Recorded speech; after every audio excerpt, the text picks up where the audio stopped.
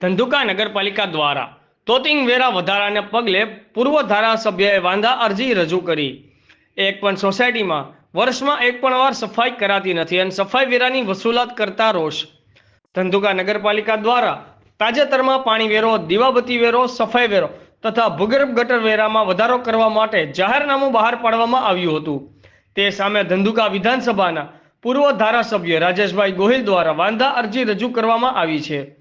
ધંધુકા નગરપાલિકાના વહીવટદાર દ્વારા તાજેતરના ઠરાવથી નગરપાલિકા વિસ્તારમાં પાણી વેરા, સફાઈ વેરા, દીવાબત્તી તેમજ ભૂગર્ભ ગટર વેરામાં દરમાં ખાસ પાણી વેરામાં વધારો કરવા માટે જાહેરનામું બહાર પાડવામાં આવ્યું હતું, જેમાં ક્રમ 1 થી 9માં ખૂબ જ મોટા પ્રમાણમાં વેરો વધારો કરાયો હતો। જ્યારે દીવાબત્તી વેરામાં રહેણાંકની તમામ મિલકતમાં જૂના દર ₹20 હતા, તેના ₹100 નવા સુધારેલા દર કરવામાં આવેલ છે, એટલે કે લગભગ 500% જેટલો વેરો વધારો કરવામાં આવતા શહેરીજનોમાં પાલિકાની સામે પ્રબળ આક્રોશ ભભૂકી ઉઠ્યો હતો।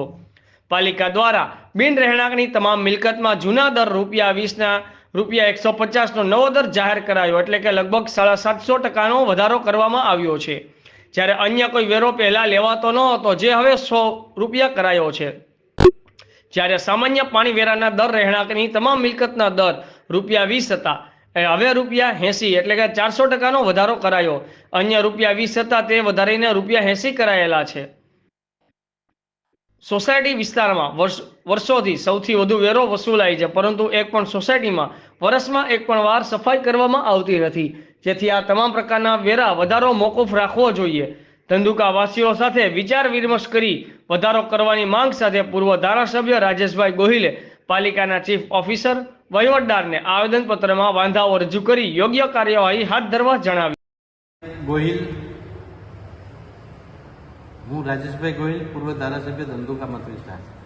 ધંધુકા નગરપાલિકાના વહીવટદાર શ્રી દ્વારા તારીખ 15/4/2024થી ઠરાવ નંબર 39404142થી ધંધુકા નગરપાલિકા હદ વિસ્તારની અંદર આવતી તમામ મિલકતો, જેમાં રહેણાંક મકાન, કોમર્શિયલ તેમજ અન્ય તમામની અંદર પાણી વેરો, સફાઈ વેરો, ગટર વેરો અને દીવાબત્તી વેરો વધારવામાં આવ્યો છે, જેમાં અનુક્રમે 400થી 2100% જેટલો વધારો અલગ અલગ કરવામાં આવ્યો છે। ત્યારે આ જે વધારો કરવામાં આવ્યો છે ખૂબ જ વધારે પડતો છે।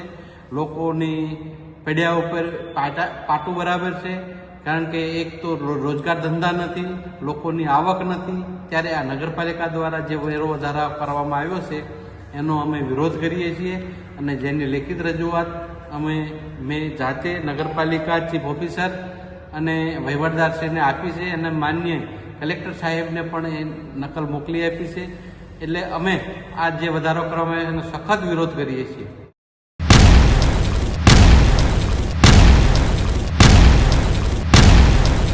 दिव्य सरदार न्यूज, सब पर नजर, सबकी खबर।